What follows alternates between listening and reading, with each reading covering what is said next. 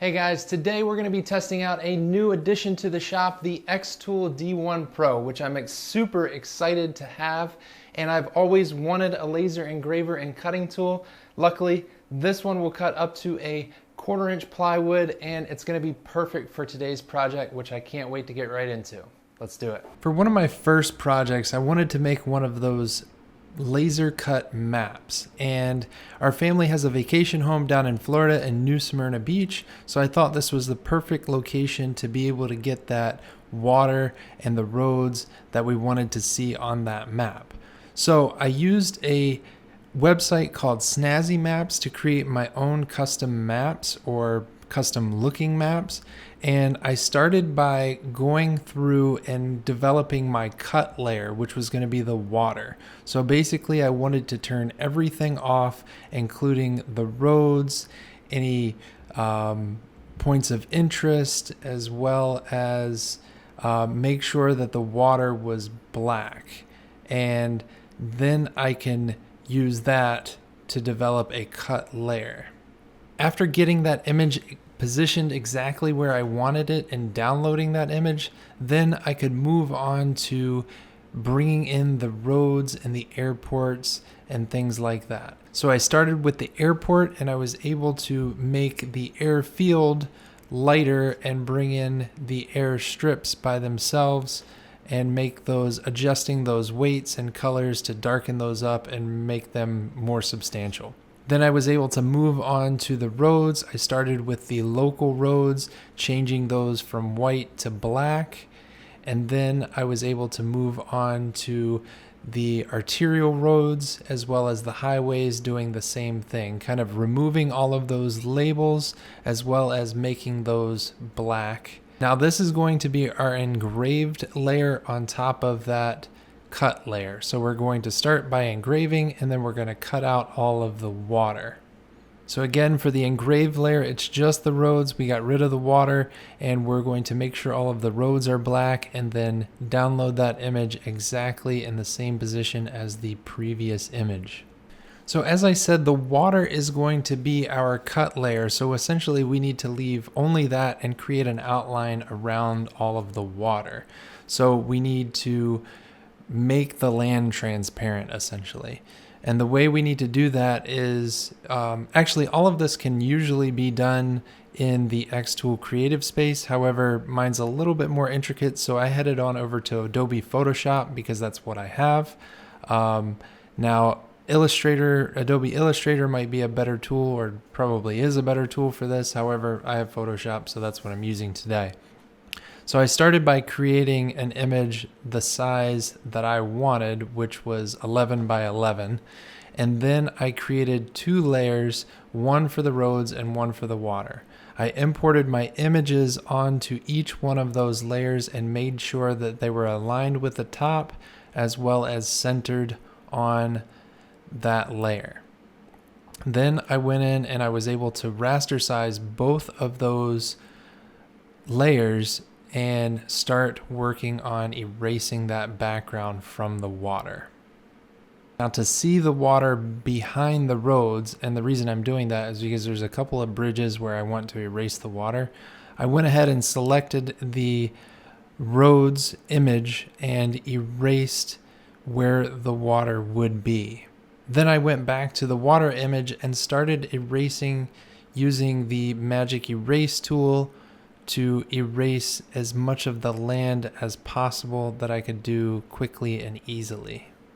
Then I brought back in the roads so that I could erase the areas where the bridges were, and I was able to kind of zoom in on those and erase the water underneath of the bridges so that the laser engraver could engrave that bridge on top of the wood over the water, if that makes sense.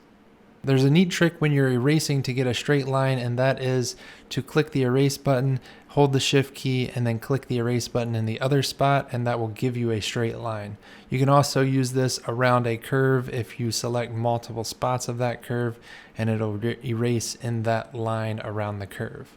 I also came back with the erase tool and just went in and cleaned up any extra waterways or little streams and things that needed to be not there or just felt kind of out of place or were just very intricate and a little bit too much, not necessary for the engraver to cut out.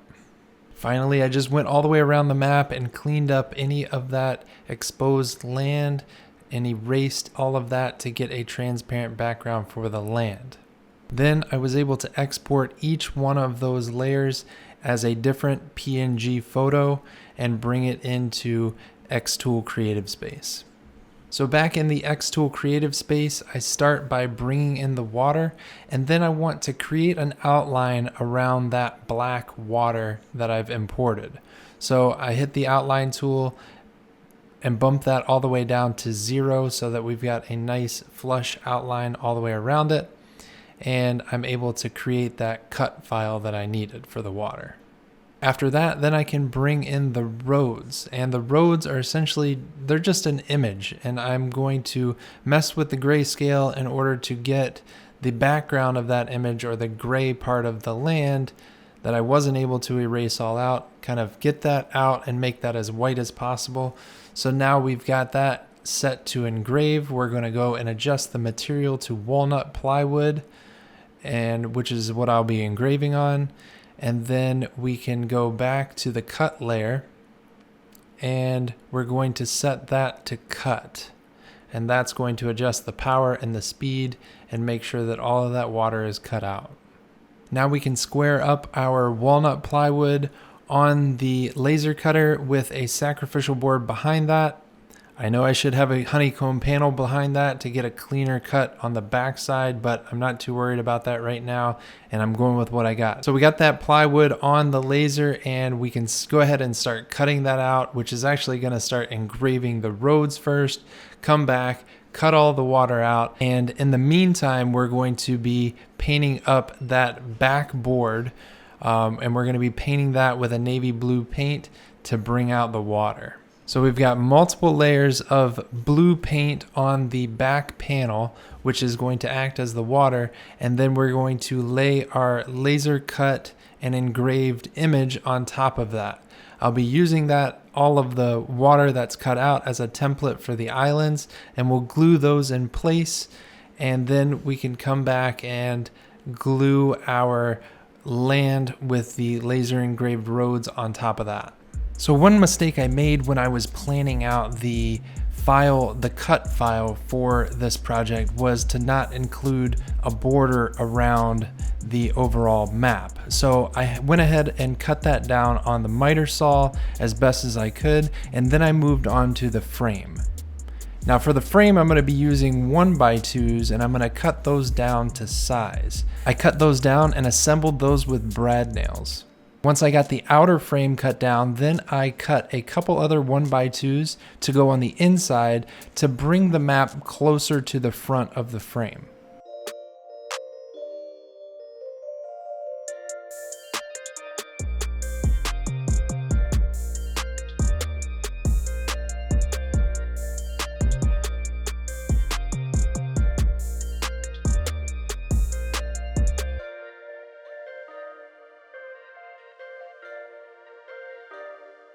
After getting the frame assembled, then I could move on to filling any gaps and cracks in the frame itself with some DAP wood filler, and then I came back after that dried and sanded it smooth, and we're ready for paint.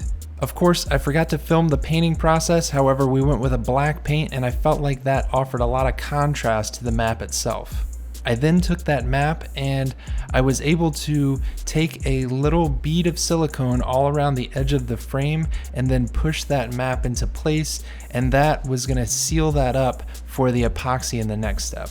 Once I got all of the edges around the map and the frame sealed up with that silicone, then I could move on to the epoxy. I went ahead and mixed up that 2-part epoxy and poured that just enough so that it covered the entire map and water itself, and I felt like that added a lot of depth to the project.